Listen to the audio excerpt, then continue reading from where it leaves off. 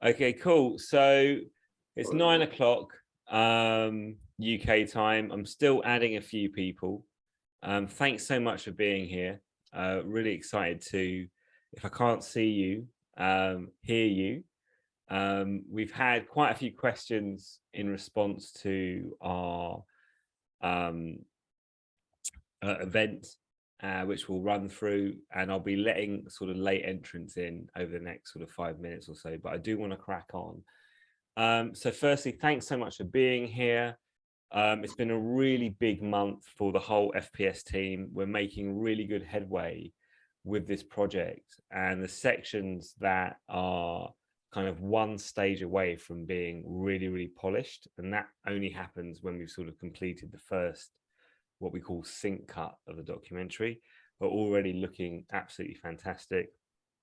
Hopefully you've all had a chance to read our latest update, which we have tried to get out in front of this and express that we need more time than we originally envisaged to deliver this project. So this meeting today is an opportunity for you to ask any questions about that, why we've taken that decision. Now, I've got to say, I was really nervous, personally very nervous about posting up a delay, because no one likes delays. But I have to say, like, the response we've had from the backer community has been really thoughtful, and you have understood why we've needed to delay this. And I'll talk a little bit more about that now.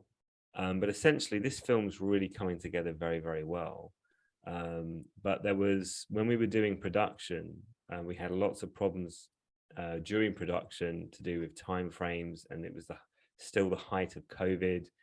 And we had to reshoot a few interviews, and it was just very, very challenging getting through that whole process, and that ate up a lot of time. However, we thought we were going to catch up in post, but it's become very clear to us now that in order to even think about delivering this year would have involved too many compromises. And from experience now, delivering big projects to thousands of backers, especially when it comes to physical merchandise, you need to make sure you get the time to check everything, approve everything. It's a very long, drawn out, laborious process at that side. But you need the time to put it all together. And I also didn't want to put too much crunch on the production team. If you could see what I'm seeing in the edit, and you could see the commitment that the team have to this project, you would be very excited. And we are very excited. And I really think this will make a dent in the gaming documentary universe. And I actually think it has the potential to be the best one. We've certainly seen on the genre film side of things with In Search of Darkness and In Search of Tomorrow how well those projects have done, how much the backers love them, and the critical acclaim that they've received. And I'm getting all the right signals and all the right feelings from watching this project to come together. Chris and David are doing a phenomenal job. I'm going to introduce you to Matt, who's on my right here, who is scoring this, and his work is fantastic. And I think, Matt, you're going to be sharing a little bit of music with us as well. Absolutely, yeah. I'll give it a little test, make sure the audio works and everything. Cool. So yeah, but we're gonna sort of run through this. We've got some questions to answer, but I just want to say thank you to everyone. Whenever we've had to announce a delay in the past, and pretty much all of our projects have experienced delays, it's just one of those things. Backers have been very cool about it, and you have been with this one, but it's a necessary one. But I cannot foresee any circumstance where we would need to delay it again, because it was such a big delay. We've essentially pushed this back 6 months, which gives us ample time to really deliver the post-production process we want, gives us ample time to make sure that the merchandising, the fulfillment process, the manufacturing process, which are all very intricate, aren't rushed. And we will keep you posted every step of the way.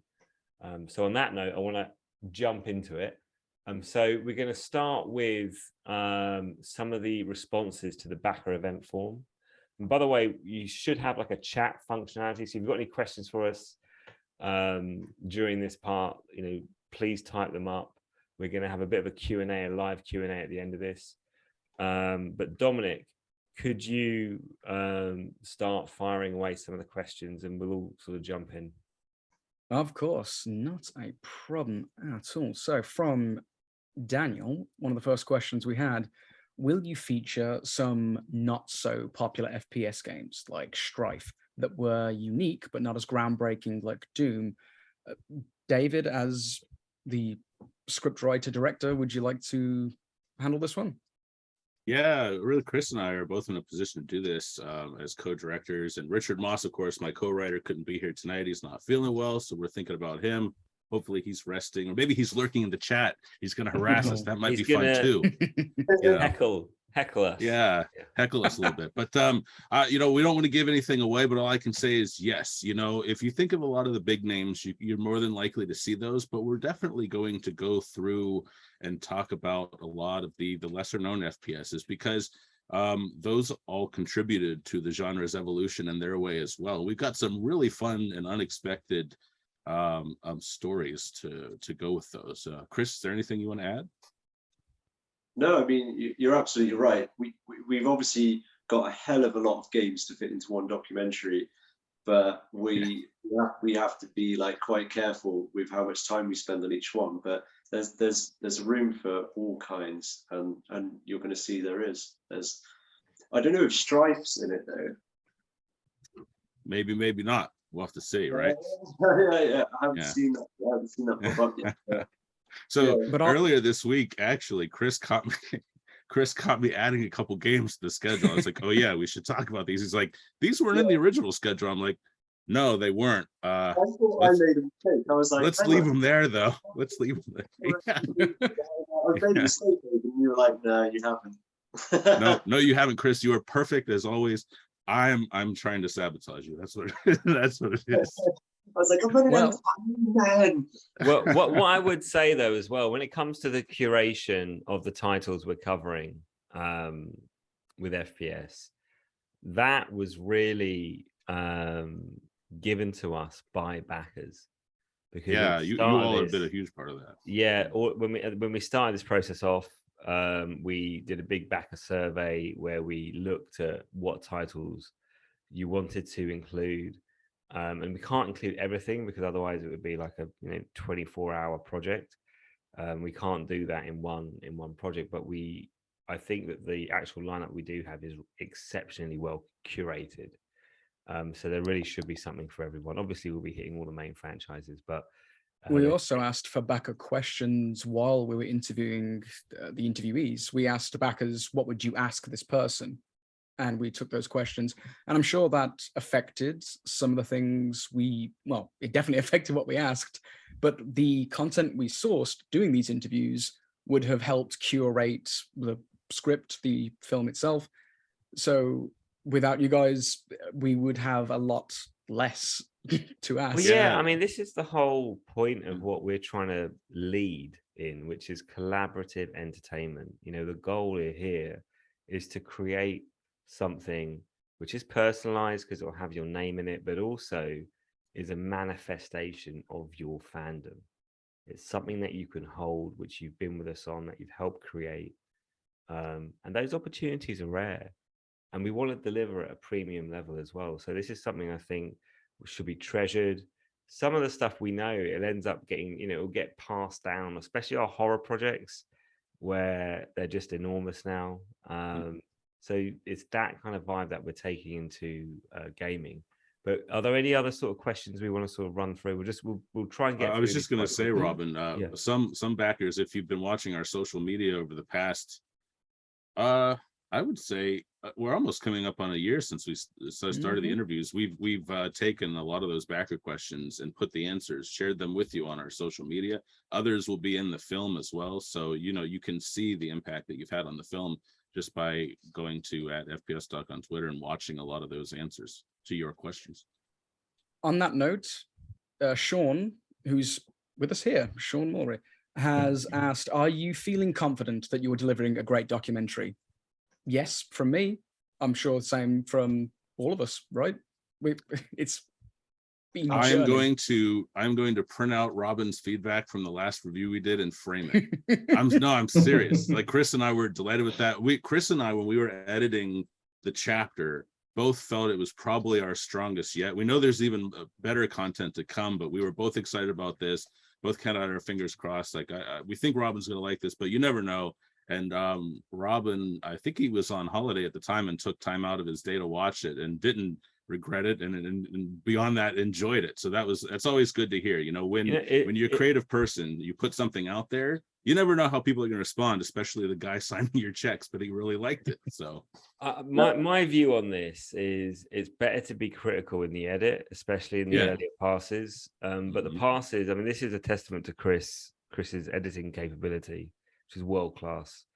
That they've got still another level and a half of polish, but watching these sections that have been scored by Matt and edited by Chris and put together by David, I can see, like, I can feel it. It was a very emotive reaction to it. And I think that from my perspective, one of the reasons why I wanted to move into gaming for these kind of collaborative documentaries is because I'd seen a lot of material that was interesting, but it didn't invoke an emotive response within me. It didn't make me laugh or feel sad or feel emotional or remember or feel nostalgic, really. It all felt quite light, all very technical, and there was no kind of EQ element in there. And I think that the sections that I'm seeing are giving me all the right vibes, that they're making me feel the way that I want to feel, the way that I want to feel when I first envisaged this project. You know, like I want this to be like a celebration of FPS, and we've been very fortunate bringing together the greatest FPS creators of all time for the first time in history. You know, so we have, you know, that these projects are really challenging, and there's something in the creative process that I call the trough of discontent, right? And we have to go through it. So you start off at the top going, this is amazing, this is brilliant, this is brilliant. And you get closer and closer to it, and you go and you're so close to it, all you can see is problems. And eventually you come through that trough of discontent and you get to the other side and you're like, wow, this is something really special. And the best feelings I've ever had is when we've released a film to backers and they love it. Like nothing tops that, because of the intimacy that we have between, you know, the relationship as producers and backers and people that have enabled this project. You know, this isn't a project that we've created ourselves and have tried to sell afterwards. This is something that's been developed by all of us. You know, all of you here that have contributed are part of this, literally. On that note, Sean has another question. Have you enjoyed the gameplay footage that was delivered from the Quake tier backers? And Richard, who isn't with us, did give a personal answer, which is, I am delighted with the quality of the gameplay footage we've received from Quake Guy backers so far. I haven't shared all of it with the team yet. Sneaky, I haven't seen all of it. Oh, he's holding out on us. Wow. He is, yeah. How dare he? Because we're a ways off getting to a few of the games in question, but it's all been entertaining and punchy and funny on few occasions. And best of all, much of the footage succinctly captures the look and feel of the general vibe I remember these games having. And that's pretty much everything we could hope for. So you guys who have given us footage, including Sean, his name has been popping up quite a bit lately. So that's pretty cool. Thank you, Sean. We should jump around some of the questions, Dom. Oh yeah, we're going to. That's why I'm trying to intervene. But speaking of questions, Paul Hargreaves asks, in the team's view, and without referring to the standard answers like Wolfenstein, Doom, GoldenEye, what are the defining moments of the genre? David, you're probably the most qualified here to answer that. Oh, the most defining moments. So there are a lot that I think probably come to mind for most people, but there are a lot I've learned over the process of working on this film so far. I don't want to speak for Chris. I'll let him chime in too, but I know that as he and I worked on some of the earliest games in our timeline. There were a lot of games neither of us, either one of us had never heard of it or we weren't that familiar with it, and so it was pretty cool scripting that and working with Chris on editing. The funny thing is, I remember interviewing an id Software developer for our film, who shall remain nameless because, again, I don't want to spoil anything. We've got a huge cast of all-stars, but I will quote him, paraphrased, by saying that the first time he played Doom, E1M1, you fade in, you're in that room, you see a dead Marine in front of you, all's kind of quiet, and there, you don't know it, but there's some zombies lurking in the room to the left, and up ahead of you, the room kind of narrows to a curved hallway, and then there's a door. And he said, when I played Doom, I opened the door and the world just got so much bigger, and I saw these enemies coming at me, and that was when I knew that I was in for a hell of a ride. And again, he wasn't a developer at this point. That's the moment that made him want to make games. And so I think a lot of the defining moments for me are those little touches. The first time I set foot in Doom's 3D world, even though I'd played Wolfenstein, I knew that this was a step above anything I had seen before that. Chris, what would you say was a defining moment in the FPS genre? What's been really interesting for me actually is learning about System Shock, which was one of the ones we were editing recently, and how they were talking about the emergent gameplay, and the story of System Shock is actually, I didn't expect it to be, it is definitely a landmark in FPS to more degree than I even realized, with the way that they really kind of push the boundaries at every level in that game. And I had no idea how much they'd actually kind of invented. And it shows up really well in the piece. Yeah, for a game to have a physics system in 1994, like that was a word you never even heard as a consumer. And now it's a buzzword in games, like, oh, our physics engine this. But I know that for a peek into our editing process, Chris and I would constantly message Dom, like, no, Dom, we need the grenades to bounce higher, make them bounce higher. So that was something we worked on. It was just a lot of fun to have those conversations. Yeah. Trying to reflect what's being talked about in some of this gameplay is actually more of a challenge than we expected. Yeah. Which is where a lot of the backer footage has come in handy.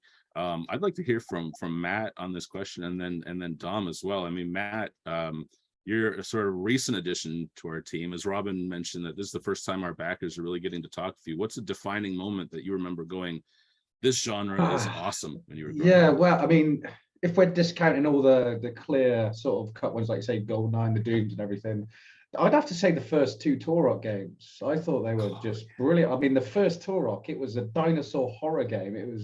I hadn't seen anything like it before. They come out of the fog at you, like that's scary. Is the fog. Oh man, God, that genuinely scared the bejesus out of me as a kid. And then the second one came along, and it was just flat out action. It was it was brilliant. The cerebral ball gun, was it? I think that used to bury the like thing an in all-time it, classic. Explode the head. Oh yeah, just brilliant game all around. Absolutely. And for the 64, I think it was Nintendo 64, I believe. Yeah, it was. Great back That's why that draw distance forced the dinosaurs to leap out of the shadows. That's what made it scary. Yeah, definitely. Bring back Turok. Say again, Absolutely. We need a new Turok. It's been a while. God. Yeah, we do. I remember I played Turok Remastered from Night Dive, which was excellent, but it felt weird. I almost felt like I should buy an N64 controller for my PC to like recapture that nostalgia, right? Dom, what was yeah, exactly. I need the fog too. My computer's too advanced. I need fog. I need more fog, Dom. Give me more fog. What was the defining moment for you, Dom? Because this is something like people sit around with their friends and talk about here. The kind of thing that I'm thinking of that's not mainstream, because you can say Halo brought shooters to the console and really made an impact, and then the shift focused right from PC to console.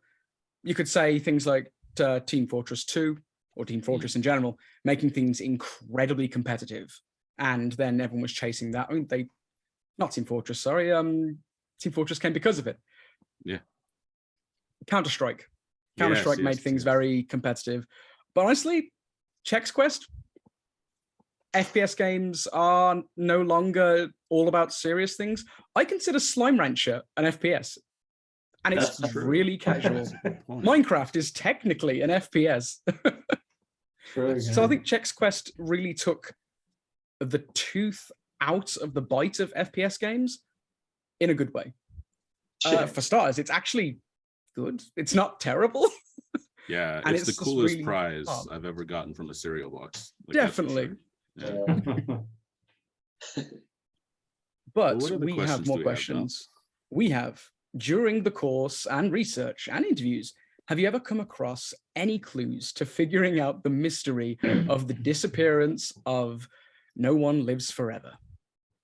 And the answer, I'm pretty sure, is rights issues. It's actually a lot more complicated than that, but yes, we are burrowing into that, and you know, maybe we'll get into it in the documentary, but it is something. There are a lot of questions you ask yourself with a film like this, covering a genre so beloved. Like, are they going to talk about this? And I would say that, you know, Richard and I have been very diligent in kind of putting our expertise to work and going, like, we need to at least touch on this. We'll delve deeper into that. We'll go over to here. So yeah, it's definitely something we've all talked about. We'll get Seeing the spidery, sprawling mind map that was the script. Like, you imagine a script for a film is just like, you know, top to bottom, left to right. No, this was like, it was crazy to look at. So the scripting process was incredibly complicated and detailed, and seeing things like splinter off and ideas in little bubbles coming from like 1 or 2 games linking to certain interviews and such. It was a lot of we could do a documentary on the scripting process alone and it would be entertaining. I'm gonna sort of move things on to 20 minutes in. I want to do almost like a rapid fire thing where one person answers a question, just so, because we've got about another 10 questions to get through, I think. Okay. Oh, good. Robin, for you, this question is hell-bent for you.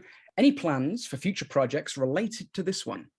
Yes, 100%. Okay. Right. So I can talk about it without being too direct, right? So if you know Creative VC, you know we've established ourselves in horror and sci-fi, and we started off in action, and we've moved over to gaming, and we really want to make an impact with FPS. And as kind of the CEO, my vision is it go beyond this one project. You know, we need FPS to land big, so it creates the runway for us to do more. Now, on the film side, we are crowdfunding right now for a project called Aliens Expanded. If you go to aliens-expanded.com, you'll see what that's all about. But essentially, over the last 4.5 years of doing these big mega docs, we've really sort of begun to understand where we're headed and what the vision for what we want to do. Because I don't really see what we do as being in the documentary industry or the film industry. I'm not really interested. I want to develop my own industry. It's what I call collaborative entertainment. So with Aliens Expanded, it's a whole new format for a film documentary, but it's very applicable to what we want to do, not on game genres, but on individual titles. So we want to go into a game and blow it up and nitpick and get everyone together that was involved in making it and really all nerd out on it. So that's what the whole expanded format is about. But alongside the end product, which is the game, we want to have a year-long experience of backers with live events, with in Aliens Expanded's case, it's with cast and crew, with movie experts. So it becomes this really immersive community experience, which ultimately heightens your experience of the movie. Now, taking that over to a game, when we take this expanded format into gaming, we want it to heighten your experience of your favorite game. So this isn't a making of, this isn't retreading old stuff. This is brand new. This is a brand new recontextualization. This is a one-off event for elite super fans of what we're talking about. And I'm so excited about that because I think it's the truest articulation of what we're trying to develop. And I think it has massive ramifications for FPS, for the audience that we've acquired. And we expect by the time we finish, that might be like maybe 4,000 or 5,000 backers in total, and what we can do next. So that's one thing. Also, there are other genres we want to cover. And, you know, if you think about the diversity and breadth of gaming, the history, the eras, we are not sport for choice. But what we're doing now is we're getting a bit smarter. So we're actually running what we call fan consultations, where we validate our ideas. We only want to work on things which we know are going to be really successful and the things that our backers really want to be part of. And so we're getting smarter at kind of working out what that is, and almost having you collectively work with us to develop something together that you can buy into and be part of. So that's a long-winded answer to a very short question, but yes, like it makes sense if you've spent a long time, as we have, kind of acquiring and building this FPS documentary audience.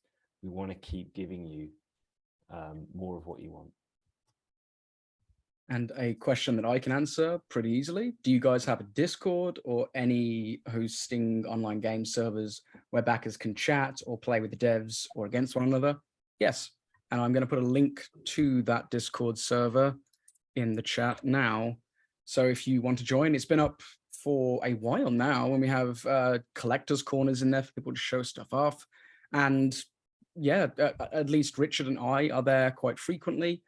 Feel free to tag us. Richard and I, everyone of us have just our names as our usernames. But yep, hop on in, and we look forward to playing some games with you when time allows. Yeah, I mean, I know Dom and I have been talking like for Dom, at least a year, about putting together some multiplayer stuff. We've done that internally among the team. We were playing Halo for a good month or two there. That was a lot of fun, but that's something we want to broaden and kind of play with all of you. We're just it takes time, pretty heads down. Yeah, it's heads down. I mean, I think like I would love to see us do something like that. There's a couple of issues. One, you're competing with everybody else doing similar things on Twitch and that kind of stuff, and it's just about allocating resources, really. So if we do something like that in the future, it will be properly well organized, and it'll probably be a one-off event. Maybe when this comes out, we can get all the backers together who want to be part of something like that, and have a celebration and a bit of a chit chat like this. Well, yeah, that feeds into another question, which is, would you consider having the cast of the film get together to broadcast an online death match to celebrate the release of the documentary? Maybe. And would I consider it? Yeah, I'd consider. Oh yeah. We could do something squad based, so everyone else can kick our asses, or we might. Yeah. Depends on what you game want to watch John Romero slap us around in death match for an hour or two, he'd be more than happy to oblige, I'm sure. That's why we ask him to play Blood instead, and then I can say, well, maybe he'll kick my ass, but who knows? Dominic's always representing Blood, always. Someone has to. Let's keep it going. Okay. Could you share some rough cut footage from the movie, like you did with the interviews, maybe in a trailer?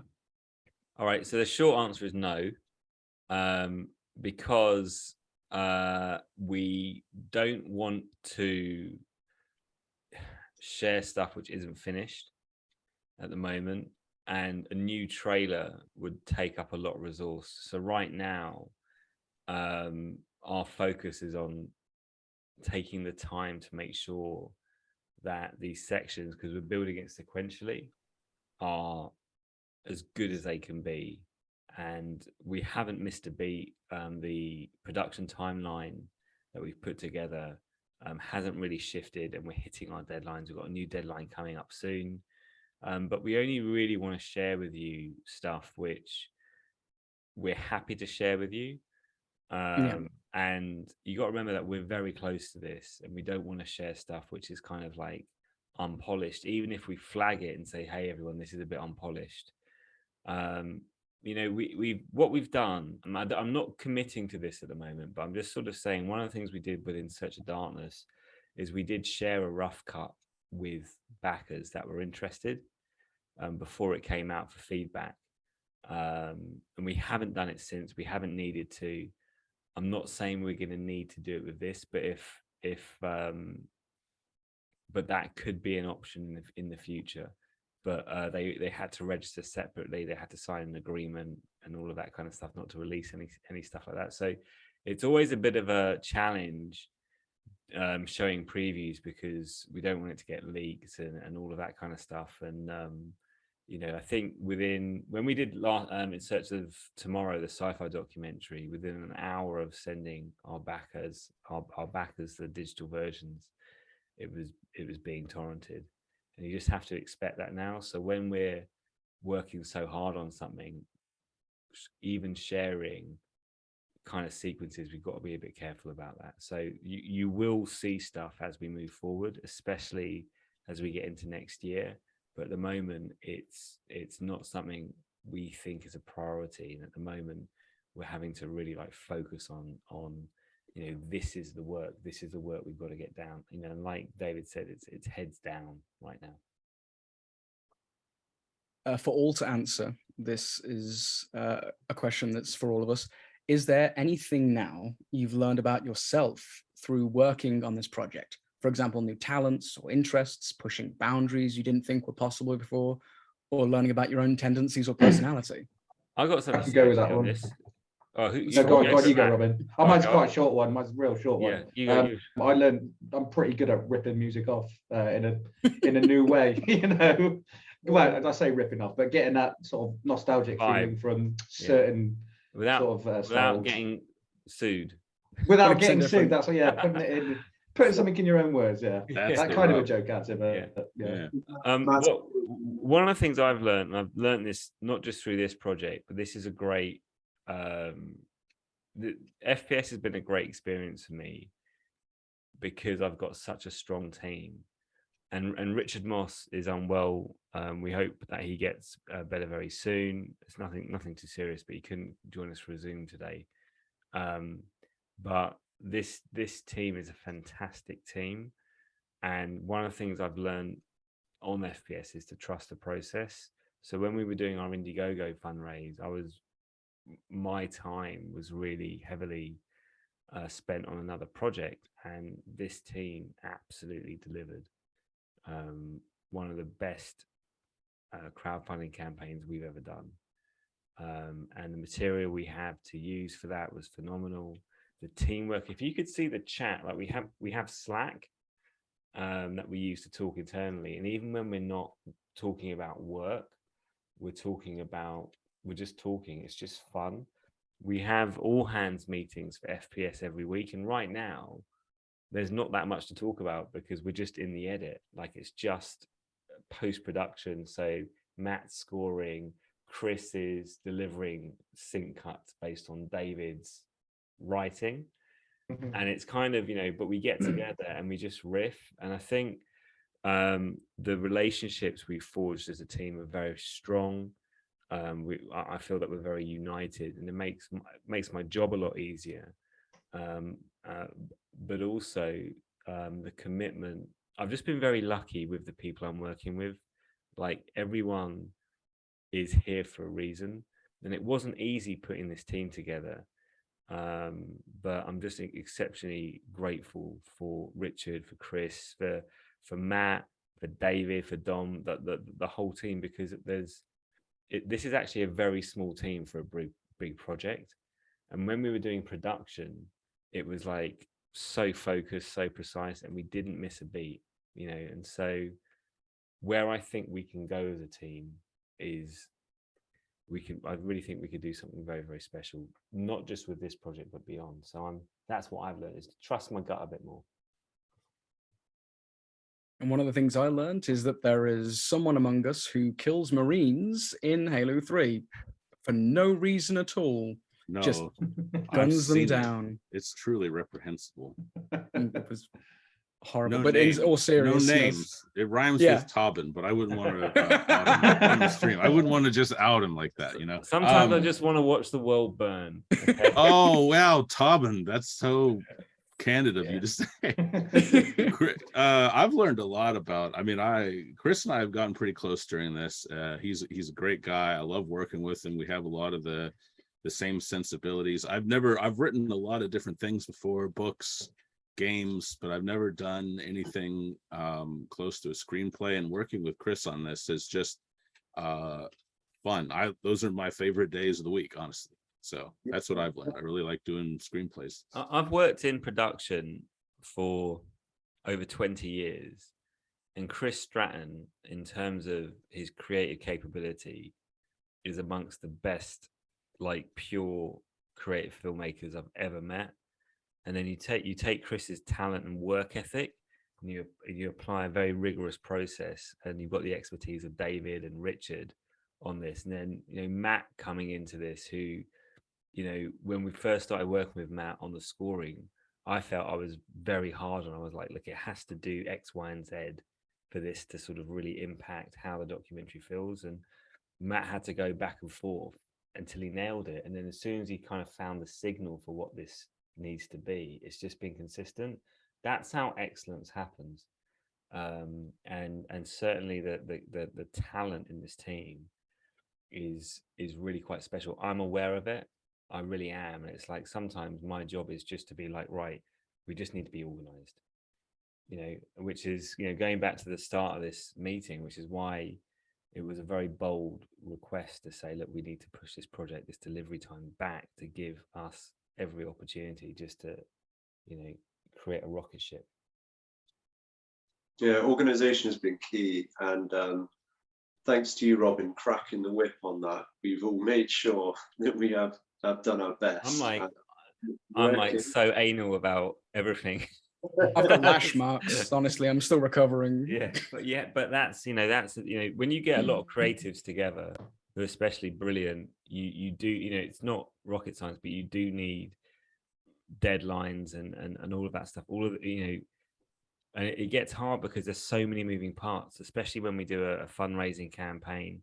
You know, post-production in and of itself isn't difficult when you've got people that know that you know what you're doing, but you just need to build momentum and keep that momentum. Where things, I've had experience with this, where things become hard is when you put a significant time pressure on something where there's margin for error. And it's not really the film that I'm worried about.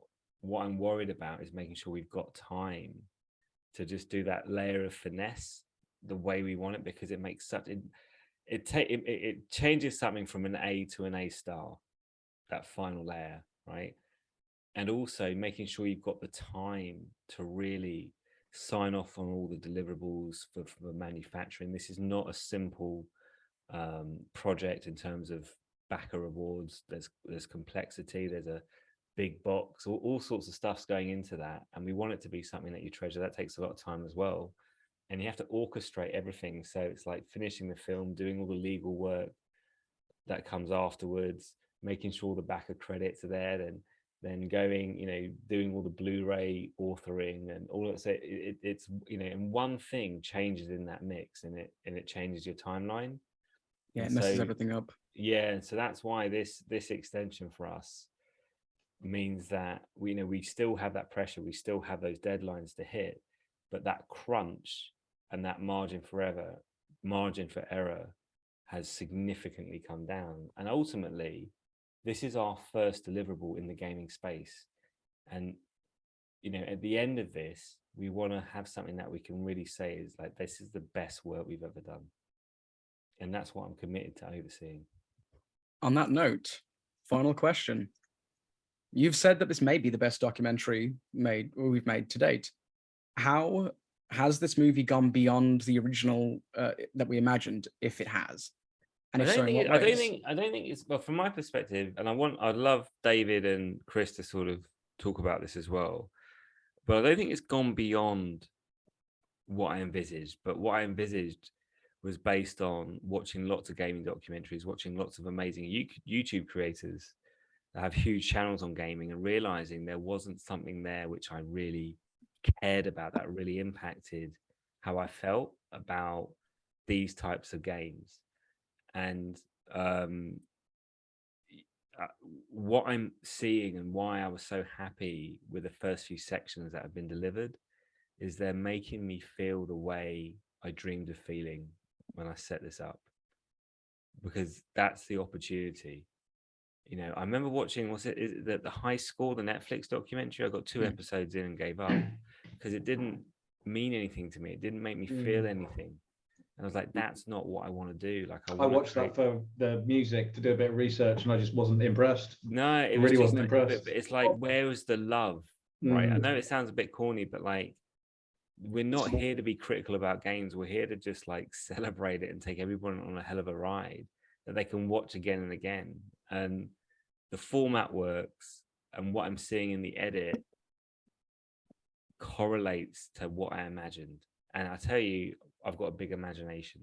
And just seeing now the ripples of this project, the people we've had involved, the requests we get for events and all sorts of stuff, I know we're on the right track. I don't want to hype it up too much because we're in the middle of the edit, but so much is riding on this nailing it.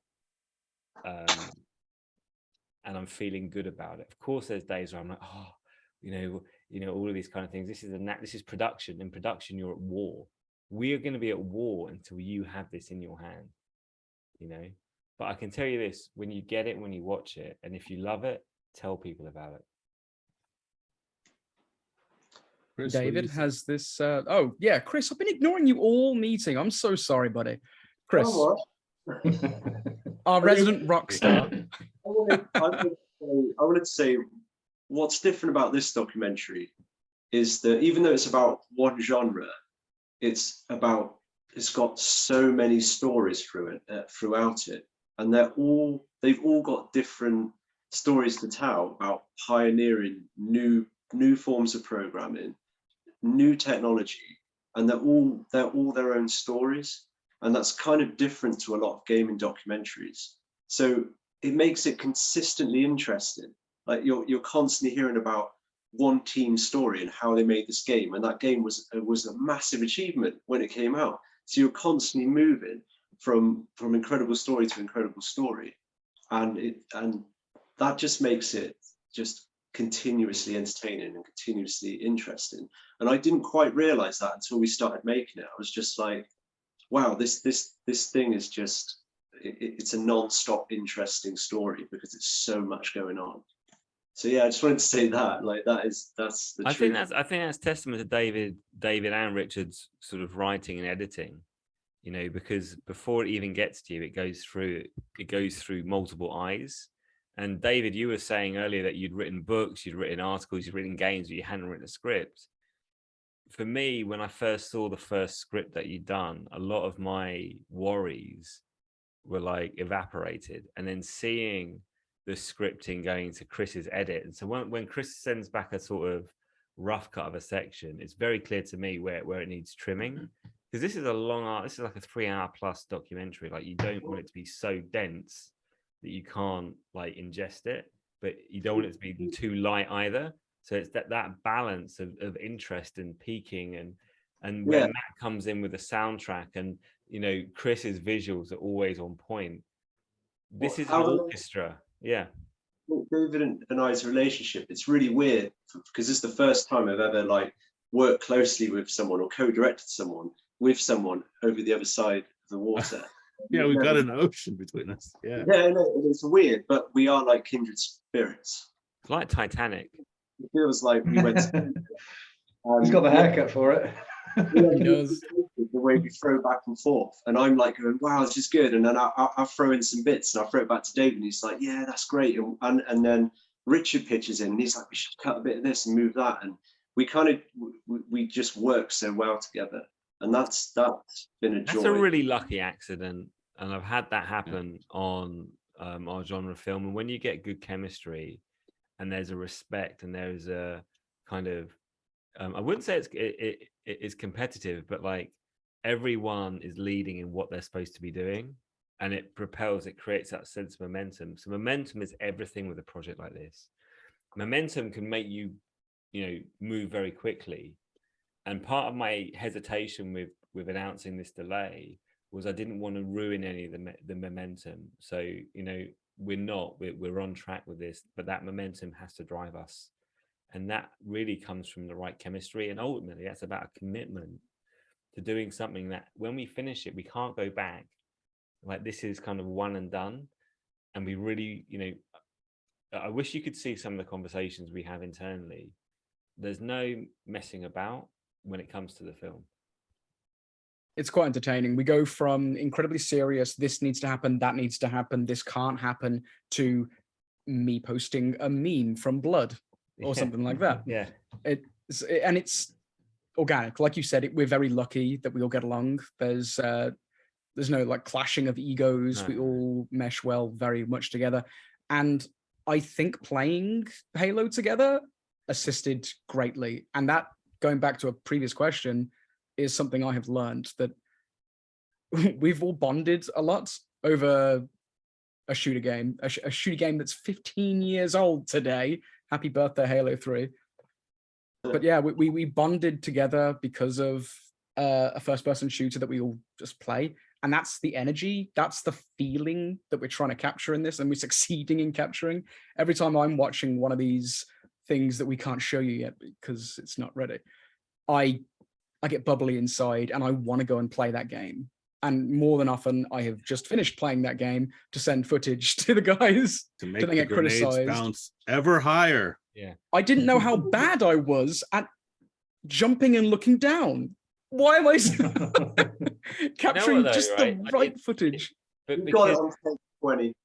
those of you that are here that are kind of, and I feel like we've deviated off our plan for today's call a little bit, but you know, I feel the pressure personally to deliver for you backers, and you know, like, as much as we do have fun, this is a very serious project with huge upside for everybody involved if we can deliver on what we think we can. And so one of the reasons I think this team works, and Dom said it earlier, it's really to do with humility. There is no big fish in here. You know, we go into this genre, the genre of gaming, the FPS genre, with great humility. And we've been so lucky to get time with the people we've been able to get time with. And everyone, I feel like, on social media and in our backer correspondence, and on our Discord, everyone's sort of behind us, and we don't take that for granted. Like, that kinetic energy does power us, because there are a lot of challenges when you're putting a project like this together. So yeah, I don't want to bang on about it, but like, yeah, I feel very grateful. And that was the final question. All right, so we're going to open this up now. There's a couple of things that I think we wanted to do on this call, and we've got about 10 minutes left, 12 minutes left. So if anyone's got any questions for us, please put it in the chat or unmute yourself and just ask. But I want to end on, Matt, with some music. So perhaps David and Chris, you could show an example of how you kind of work together. And I thought that'd be quite interesting to share with the audience. Do you want me to, I don't know if this works, I haven't tried this yet. Shall I just play it and see if it plays from what we'll do, end? Matt, is we'll come to you at the end. Okay, cool. Yeah, so Chris and David, if you want to sort of share that scripting experience. Yeah. So Chris and I were talking earlier. There's one I wanted to show. So I'll link a playlist in the chat for you, because you know, these are all video previews that we released during Indiegogo, and you probably saw them, but if you haven't yet, they're really fun to watch and indicative of the final quality of the film. But I remember so for this one in particular, I was in a meeting with Robin, and he said, you know, James Rolfe is one of our best contributors for the In Search of Darkness, and I'd really like to bring him into this, but I don't know how. And I have a meeting with him like right after we talk, but I don't know what I want to like pitch to him. And I said, well, I know that, you know, since James loves horror films so much, that, you know, Doom is as much of a horror game as it is an action game, so we could pitch him something like that. And Robin goes, that's it. And so he came back and he said, yeah, James wants to do that. And I said, okay. So I think I know exactly what I want to script. There was a point in interviews where I talked with a few of the biggest id Software names. And again, we're not revealing any specifics, but if you've seen the video, you know who they are. And I knew that they were talking about the construction of one level of Doom in particular, and a stretch that's really scary. It's E1M3, where you see a blue key card and you pick it up, the lights go out and this door open behind you and imps come out. And it shows that you can stay and fight the imps, or you can run away screaming, which is definitely what 11-year-old me did at the time. And it really shows the power of Doom to make you feel things, make you feel emotions. This was not Pong or Space Invaders. You were in this world. And so I went through our archive of interviews, and I put a script together, and then I gave it to Richard, who's always my first line of defense to make sure I don't make a fool out of myself in these scripts. Mm-hmm. And so the one thing I pride myself on as a writer, regardless of the medium, is I really am proud of my pacing. I like to keep things tight while also being informative, and that's a really tight rope to walk, honestly. So Richard helped me pare it down so that it was really tight, and then I sent it to Chris. And then I've always wanted to be in Chris's head, because I know from my side, he takes it, he's like, oh, this is good, I'm going to move this here, and then what do you think about this? And I'm like, oh, this is it, even better. So Chris, what is it like when you get these scripts? How do you kind of sit down and work with them from there to apply your Midas touch? Well, first, it's a journey of discovery where I literally go through the scripts and the timings and take them all down and put each bit onto the timeline on the edit. And that's quite methodical. And then once I finish doing that, I tidy it up a little bit and piece it together. And then I sort of watch it, and then I see how that's flowing. And if that's flowing pretty good, which a lot of the scripts come through do, then I'll fire that straight back to you and go, you have a look at this. And then I might, before I do that, I might throw up some suggestions. Maybe not on Doom, because David is such a Doom head that he leads the charge on the Doom game. And they're so well written, these parts. So I contribute less to the Doom side of the narrative. But it's so good. I might throw in some suggestions, maybe for clips or something on other pieces, and maybe do some re-editing and sort of find different ways of telling the story. But that's more in the other versions. And then I throw it back to David, and he will go look at it, and him and Richard will see what they feel as how it flows, and then it would come back, right? Yeah, I think that's actually, you brought up a good point. Like in the first pass or two, we don't put any gameplay in, right? Like it's just the talking heads, because what we want is we want to make sure the conversations themselves are interesting without any gameplay or even really any music. Like sometimes, Chris, you won't put any music in, or sometimes just kind of placeholder, because we don't know the mood quite yet. Every pass we're kind of dialing that in. Would you say that? Yeah, chipping the statue, chipping away until it's like, until it reveals itself. But the structure is so good. Especially you want to share the script or anything? You've got access to share the screen if you want, David. Oh, I do. Okay. Let's see. I have 3 screens here. The script's on 2 of them, so I have a 66% chance. Let's see. Actually, Robin, I think I gave you the link. I don't know where the screen share button is. Do you want to just pop it up real quick? Okay. And then, like I said, this is something you can watch. So no trade secrets in here. Let's have a look. Hope this works. Can you all see that? Oh yeah, there it is.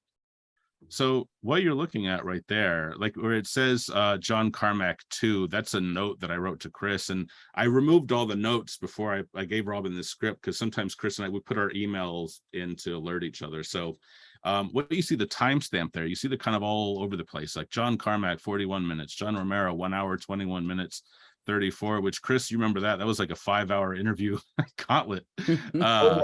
For that. But so that's actually part of my job, is to make sure that we have all these different interviews, all these different MP3s, video files. So I have to direct Chris to the right timestamp. And something I often do when I'm really kind of in a zone, I'll press a 1 when I mean to press a 4 or a 2, maybe, those keys that are next to each other. So I'll get a message from Chris, like, I'm not hearing this. And I'm like, uh-oh, I did it again. I have to go and make sure I'm pointing him to the correct timestamp. And then usually in the next pass, I take all the old timestamps out, because we're no longer referring to MP3 files for these individual interviews, like with John Romero, James Rolfe. Now we're referring to Chris's video cut. If the video cut is 6 minutes, and I say, oh, there's something at 1 minute, 22 seconds that, I think it's hard to hear him, understand him, I'll point that out to Chris, and he's just going through. And Chris, what is that like? I mean, if that's something where Richard comes in, right? Like he's kind of our audio remaster. But if there's a part from a contributor that's hard to hear, but it's really important to get across, how do you work with that to make it come through in the story. There's a couple of things. Occasionally, I may find them saying the same word or two from another sentence, which you will help with as well, as you know. And I'm like, where is this? Because you've got all the scripts, all the authorized. Transcribed. Yeah. Mhm. Right. So I'm like, oh, right, we need an and, we need a the, we need this. Oh yeah, And Chris is like, I need a the. I'm like, and then I'm going through like 1,000 thes. Like, which one sounds the This best? isn't about sound being recorded badly. This is about Yeah. inflection. So sometimes someone can Yeah, say it's inflection. something. yeah, it's inflection. That's all Yeah. that's about. Yeah. And then yeah, so and then other times it will just be I will pull, sometimes I pull out the other things they were saying and see if they sort of said something along the same lines in a slightly different way, and we might use that, and it still just flows all the same. And yeah, that's what that's like. We're gonna look to wrap this up now. So I want to sign us out on a track. It's not really a track, it's a bit of the score, isn't it, Matt? Matt, you should introduce it. Yeah. So I thought it'd be best to go for. We talked about a lot of Doom, so one of the Doom sort of tracks. It's like the main track as well. So it's not just an underlying piece that will sit there. It's it's a big, nice big piece. And yeah, without saying too much, massive inspiration from one of the Doom games, which I thought had the best soundtrack out of all of them, to be honest. I mean, the latest ones were very good with the heavy metal and all that, but there's not loads of room for heavy metal and under interviews and all that. It's got its place. Well, one of the things I'll say, I agree with you, Matt. That's my favorite soundtrack. The one we're kind of surreptitiously referring to. Yeah. That's So yeah, they might be able to guess it. With a documentary, it's not like doing a film score, right? And so the sound can't be monotonous because it starts to be draining for the viewer listening to people talk. But at the same time, you don't want to be aware of the music when someone's saying something. But the music in our documentaries and in this documentary, it heightens, Drives emotion. drives the emotion and drives what the person is saying. So you're actually paying closer attention. It all just feels like elevated. And one of the things working with Matt that I've really enjoyed has been that he understands that.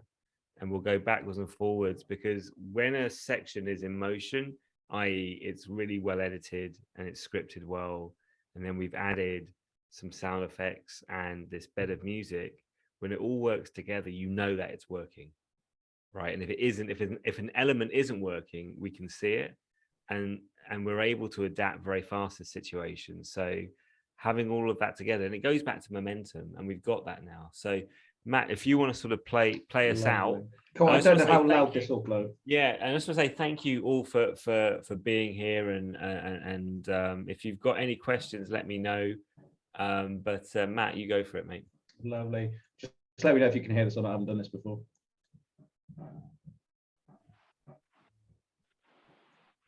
Is that coming through? No, nothing yet. No, It nothing. might be going to your headphones. And yeah, It should be connected with Do you, if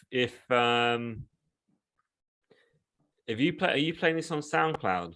It is, yeah. Yeah, it should just be able to go. I mean, if you want to play it on SoundCloud, what I would suggest is you go share screen, and then Okay. yeah, share the screen and play the clip sound. Will that do? Okay. Yeah. Let me just change the name of the track as it gives away. Yeah, what's it? Okay. Yeah, we don't want that. Okay. Just share screen, yeah. Yeah. Does it say like version 23 after it? Yeah, that's it. Okay, there we go.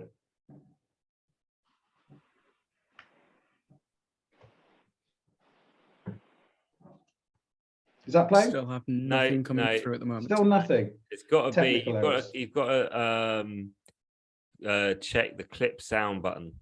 Okay. Where are we? If you stop sharing and go back. There we go. Is that the? I'm not sure if it's. When you go, if you on my version of Zoom, when you go to share screen at the bottom left-hand corner, it says share sound, and you've got to tick that box. I see it. I got you. There we go. Right. Let's try that again. There we go. There we go. There we go. Oh, Okay. oh. There we go. From the beginning.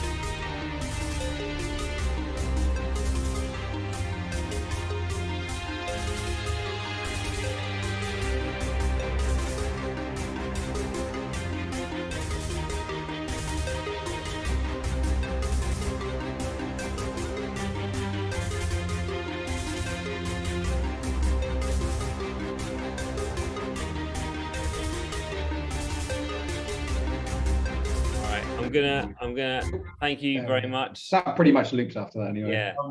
Cool. Thank you very much, Matt. We've had a No question worries. from Sean about the YouTube playlist. Is it supposed to be a playlist or just one video? Oh yeah, I grabbed the wrong link. I'm grabbing the playlist link now. Yeah. So we'll post that up. But before we go, have we got any questions from any of you here before we bounce? Anyone? No? Paul, Gunnar, Sean, plural, Todd, Amy, Matty. If anyone wants to do a David's put the correct playlist the link. link in. You want to see any of these sections? Whoops. Yeah. If we don't have any questions, I'm going to wrap this up. But I want to say thank you so much for joining us. We'll be doing this again in a few months' time as well, and we'll keep you updated with our progress. We're on track, and we're very, very grateful for all your support. And keep talking to us, and see you in Discord. Thank you. Later, Thank you. everybody. Catch you later. Catch you next time, everyone. Next time.